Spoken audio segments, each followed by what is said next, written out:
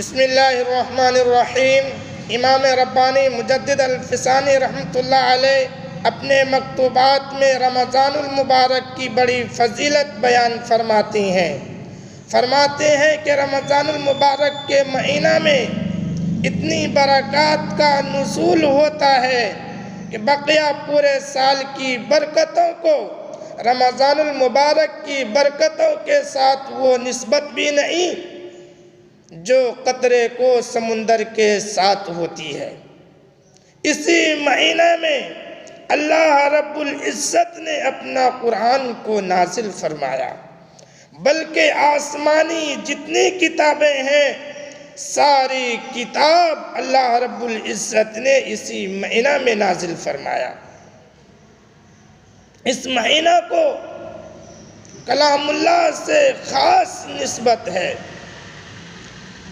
کوئی 4 رمضان المبارک کو نازل کیا تو کسی کو 27 رمضان المبارک کو نازل کیا۔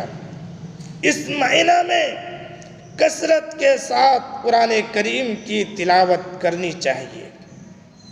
اس مہینے میں روزہ دار کی عبادت کے اجر کو بڑھا دیا جاتا ہے۔ کوئی فرض ادا کرتا ہے تو اس کو 70 فرضوں کے برابر ثواب ملتا ہے، اور جو کوئی نفل کام کرتا ہے اس کو فرضوں کے برابر ثواب ملتا ہے۔ اللہ رب العزت اس مہینے میں برکتوں کا، رحمتوں کا بے شمار نزول فرماتا ہے۔ یہ مہینہ رحمت کا اور برکتوں کا مہینہ ہے۔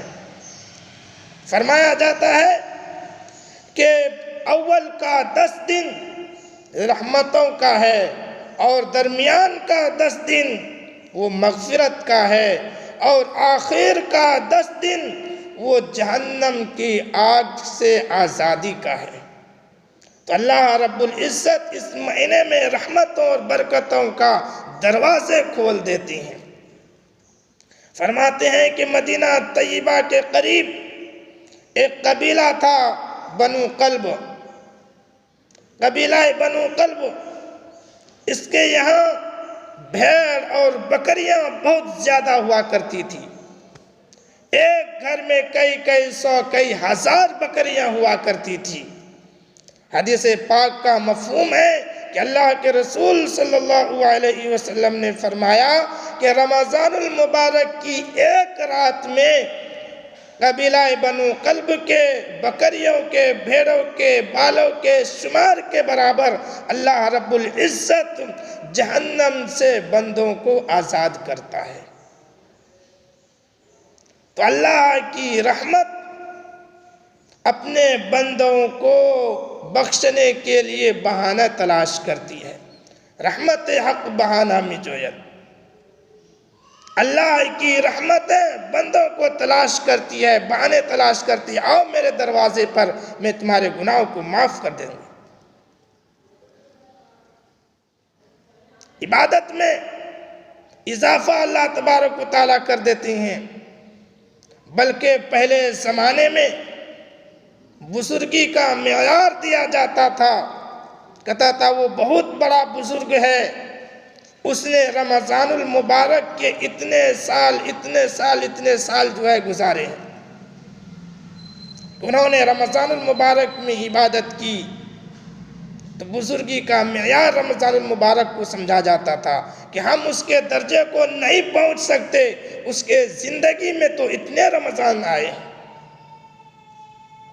اللہ تبارک و تعالیٰ اس مہینے میں جنت کی سیل لگا دیتی ہیں۔ جس طرح بازاروں میں، مارکیٹوں میں کچھ چیزوں کا سیل لگاتے ہیں اور اس سیل میں قیمتی چیز سستے داموں میں مل جاتا ہے، اسی طرح اللہ رب العزت رمضان میں جنت کا سیل لگا دیتے ہیں۔ جس کا جی چاہے عبادت کر کے اپنا ٹھکانہ جنت میں بنا لے۔ اللہ تبارک و تعالیٰ تو اپنے بندوں کو جنت کی طرف بلاتا ہے۔ آؤ سلامتی والے گھر کے ساتھ آؤ، سلامتی والے گھر کی طرف آؤ۔ اللہ تبارک و تعالی اس مہینے کے اندر بڑے بڑے سرکش شیاطین کو قید کر دیا جاتا ہے۔